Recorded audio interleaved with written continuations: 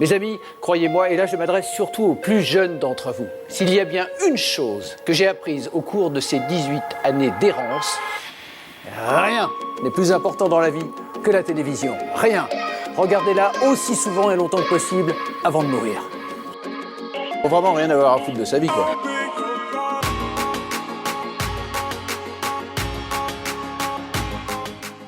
Salut tout le monde! Comme on l'a vu, le XVIIIe siècle est celui où la presse conquiert sa liberté. Avec la fin progressive de la censure, les journalistes peuvent parler de sujets auparavant interdits avec une liberté de ton toujours plus grande. Même s'il y a encore quelques accros, des têtes qui tombent, des gens emprisonnés, tout ça. Et cette liberté est encore très inégale dans l'Europe. En France, c'est aussi la période où la presse provinciale se développe, les titres se multiplient en prenant modèle sur la presse parisienne. On voit aussi la création de la presse spécialisée sur l'économie, l'agriculture, la médecine, la science, les religions, etc. Même l'armée et la marine auront leur journal, des journaux d'État bien sûr. La presse féminine fait ses débuts avec le Journal des Dames en 1759, où se discerne déjà, ça et là, un sentiment d'injustice sur la condition des femmes dans la société. Madame de Montenclos écrit en 1774 « Ce n'est pas moi qui veux briller, mais c'est moi, je l'avoue, qui veut forcer les normes et rendre aux femmes la justice que les hommes leur refusent comme à plaisir. » On a vu le dégoût de certains philosophes pour la presse périodique, qui lui reprochent un petit peu la même chose qu'on reproche aujourd'hui à la télé-réalité, c'est-à-dire de parler gras et mal de sujets dont on n'a vraiment rien à foutre. Mais d'autres ne dédaignent pas de se servir de cette forme comme d'un moyen de défense. Pierre Rousseau, à ne pas confondre avec Jean-Jacques, va lancer le journal encyclopédique avec les encouragements de Voltaire qui aura pour but de diffuser les thèses encyclopédistes. Aussi, la plupart des philosophes n'ont pas peur de la liberté de la presse. Un homme dans son cabinet lit un livre ou une satire tout seul et très froidement. Il n'est pas à craindre qu'il contracte les passions et l'enthousiasme d'autrui. Quand même il y prendrait une disposition à la révolte, il n'a jamais sous la main d'occasion de faire éclater ses sentiments. La liberté de la presse ne peut donc, quelque abus qu'on en fasse, exciter les tumultes populaires. Quant aux murmures et au secret mécontentement qu'elle peut faire croître, n'est-il pas avantageux que n'éclatant qu'en paroles, elles avertissent à temps les magistrats d'y remédier ? C'est quand même pas très visionnaire. Quand on voit ce qui se passera à la Révolution française et puis ce qu'Édouard Bernays arrivera à faire avec la presse plus tard, on finira par se rendre compte du pouvoir des médias pour orienter l'opinion, mais pour l'instant on se contente de voir la presse comme d'une soupape de sécurité, comme on l'a vu avec Renaudot et sa Gazette. Depuis les environs 1750, ces idées avaient été constamment répétées par les philosophes dans des pamphlets, des livres et d'autres publications, et cela influencera grandement la législation mondiale sur la presse, à commencer par celle des États-Unis.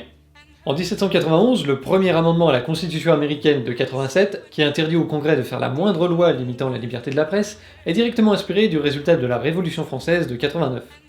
Alors voyons un petit peu ce qui s'est passé en France.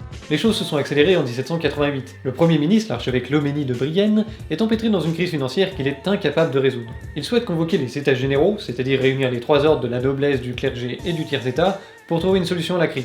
Le problème, c'est qu'on ne sait plus très bien comment organiser cet événement qui n'avait pas eu lieu depuis 1614. Alors par l'arrêt du 5 juillet 88, le gouvernement fait appel à l'opinion publique, et en particulier aux personnes savantes et instruites du royaume, sans préciser de plancher d'instruction, pour qu'ils donnent leur avis, fassent remonter les archives, afin d'organiser au mieux et dans le respect de la tradition, bien sûr, les états généraux qui sont prévus mais n'ont pas encore de date fixée à ce moment. Cet arrêt ne supprime pas la censure, mais il donne en fait implicitement une liberté d'expression très large. Sa principale conséquence, c'est qu'aucune publication faite dans le cadre de l'arrêt ne peut être l'objet de poursuites légales. Ah oui, ça aurait été contradictoire de demander l'avis aux gens pour leur refuser de le donner ensuite. Alors la France, en ébullition pré-révolutionnaire, qui était déjà noyée sous les pamphlets depuis l'Assemblée des notables de 87, un truc qui devait déjà servir à régler la crise justement, voit dans les mois qui suivraient l'arrêt le nombre de pamphlets multiplié par 3. 90% d'entre eux critiqueront la politique royale ou l'absolutisme monarchique. De nombreux pamphlets sont aussi en faveur de la liberté de la presse. Mirabeau publiera une brochure qui reprend les arguments du poète anglais Milton sur ce sujet, dont je vous ai déjà parlé, et il attribuera la puissance et la santé économique de l'Angleterre à cette précieuse liberté dont elle joue. Au milieu de tous ces pamphlets, de nouveaux périodiques, souvent virulents, apparaissent sans autorisation. Ils sont les premiers représentants de la presse révolutionnaire et se caractérisent par leur militantisme. Dans la Sentinelle du peuple de Volney par exemple, l'auteur réclame l'égalité de tous les citoyens devant l'impôt, le contrôle de la nation sur les charges fiscales, la suppression de l'hérédité des fonctions qui devront être attribuées au concours, etc. Vous connaissez le programme. Donc là on n'est plus dans un recueil de nouvelles, la presse politique et revendicatrice devient majoritaire à ce moment. La question de la liberté de la presse étant très présente dans la société, on la retrouve dans les cahiers de doléances remis au printemps 89 aux délégués des États généraux. Surtout dans les cahiers des villes, les paysans étant encore peu nombreux à lire la presse, et même à lire tout court, ils y sont moins sensibles. N'empêche que dans les cahiers des trois ordres, la liberté de la presse est souvent réclamée et présentée comme nécessaire, même si des restrictions sont souhaitées pour en limiter les abus, principalement autour de 4 thèmes: le respect des bonnes mœurs, de la religion, du gouvernement et des individus ciblés dans les articles. Le débat sur ces sujets reste ouvert et autorisé, c'est juste que la critique doit être respectueuse. Ce qui est complètement subjectif en fait. Ce sera vraiment le gros problème de ceux qui tenteront de légiférer sur la presse pour les 100 prochaines années au moins. Est-ce qu'une critique virulente mais constructive est condamnable? À partir de quand est-on dans l'injure? Etc. Alors, par exemple, si je dis que Hollande est un enfoiré de traître à la solde des Amerlocs, des banques et des multinationales, est-ce que c'est un constat ou une injure? Alors oui, c'est un constat, mais comme on est la même personne, je crois qu'il y a un léger parti pris. Ah bah merde, comment on va faire? Eh bien justement, on se demande aussi comment on va juger les délits de presse et quelles sanctions appliquer. Parce qu'à nouveau, si la justice est trop sévère, elle sera aussi inutile que la censure, car les auteurs continueront d'imprimer en fraude ou à l'étranger. C'est après de nombreux débats et plusieurs versions qu'un texte général de principe est pondu et adopté par l'Assemblée. La libre communication des pensées et des opinions est l'un des droits les plus précieux de l'homme. Tout citoyen peut donc parler, écrire, imprimer librement, sauf à répondre de l'abus de cette liberté dans les cas prévus par la loi. Ce texte deviendra l'article 11 de la Déclaration des droits de l'homme et du citoyen, qui fait partie de la première constitution française, et il sera repris à peu de choses près dans les constitutions du monde entier et dans la Déclaration universelle des droits de l'homme des Nations Unies de 1948. Alors on sait maintenant ce qu'est un abus de la libre communication des pensées et des opinions? Eh bien, non. Le principe est sympathique, mais on en est toujours au point de départ. Et en attendant de savoir ce qu'est un abus de la liberté de la presse et de faire les lois, eh bien c'est le bazar dans les publications.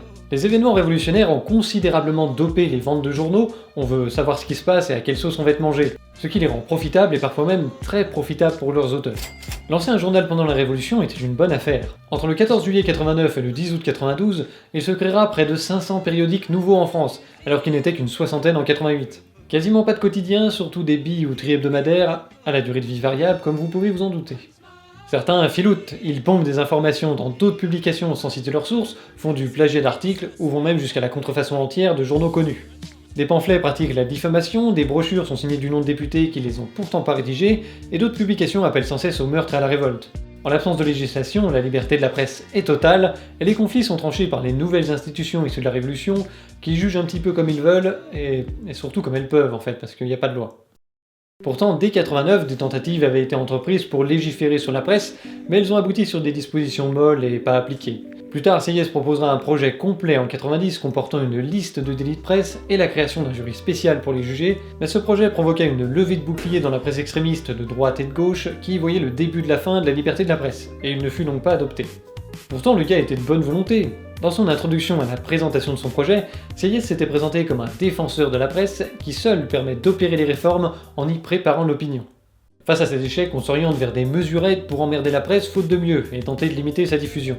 Par exemple, on s'attaque à l'affichage des journaux sur la place publique en obligeant les auteurs à indiquer leur nom sur les affiches et en réservant l'usage du papier blanc pour les affiches officielles. Ce qui oblige en fait les imprimeurs à utiliser du papier de couleur plus cher pour les journaux destinés à être affichés. Ça vole bas, hein? Finalement, en août 91, le député Touret proposera à son tour un projet de loi sur la presse, un peu dans le même ton que celui de Sieyès mais en plus flou. Il sera adopté et ajouté à la Constitution, mais ne sera pas appliqué avant plusieurs années. L'idée d'imposer un droit de timbre sur les journaux comme en Angleterre est revenue sur le tapis pendant cette période évidemment, mais ne sera pas retenue non plus. Faut dire que c'est pas dans la tradition française d'étouffer la presse avec des taxes, et à ce sujet j'aimerais vous partager un extrait d'un article d'un journaliste anglais qui exprime très bien cette différence d'état d'esprit entre la presse anglaise et française. Malgré leur haine pour la presse périodique, nos voisins du continent qui ont employé tous les moyens pour diminuer sa puissance sont loin d'avoir élevé l'impôt autant qu'il l'est en Angleterre. Les journaux de Paris ne coûtent aux souscripteurs que 2 pence la feuille, c'est-à-dire moins du tiers de ce que coûte un journal anglais. Le gouvernement français n'a jamais proclamé, comme le nôtre, que ces publications étaient dangereuses par cela seul qu'elles pénétraient dans la masse du peuple. Il a cherché à diriger la presse périodique, à en fausser la direction, mais non à l'étouffer. Quelle est la conséquence de cette modération de la taxe ? C'est qu'à Paris, le nombre de journaux est plus grand, considéré d'une manière absolue, qu'il ne l'est à Londres, et aussi bien plus diversifié. Quoique plusieurs des rédacteurs des principaux journaux français soient au nombre des hommes les plus distingués de leur pays, et même de l'Europe, et qu'en ne considérant ces journaux que sous le point de vue littéraire, le soin, la correction et le mérite du style les mettent au même rang que les journaux anglais. Cependant, sous le rapport du nombre de documents curieux qu'ils renferment, comme de la peine et des dépenses nécessaires pour mettre sous les yeux du public tout ce qui mérite son attention, les journaux français sont bien inférieurs au moindre des nôtres. Petite précision, cet article a été écrit en 1826, à une époque où la qualité de la presse française s'est déjà bien érodée par rapport à celle de la Révolution, le Directoire et Napoléon étant passés par là. Une taxe sera même instaurée d'ici là, mais restera toujours modeste et largement inférieure à ce qui se faisait en Angleterre. Cette taxe est tellement insignifiante qu'on dit aujourd'hui que la presse bénéficie d'un taux réduit de TVA, c'est 2,10 en France et 1,5% dans les dom-toms. Quoi qu'il en soit, pendant un peu plus de 3 ans, entre 89 et 92, la presse française a goûté une liberté totale, mais tout ça tournera court avec les événements de l'été 92.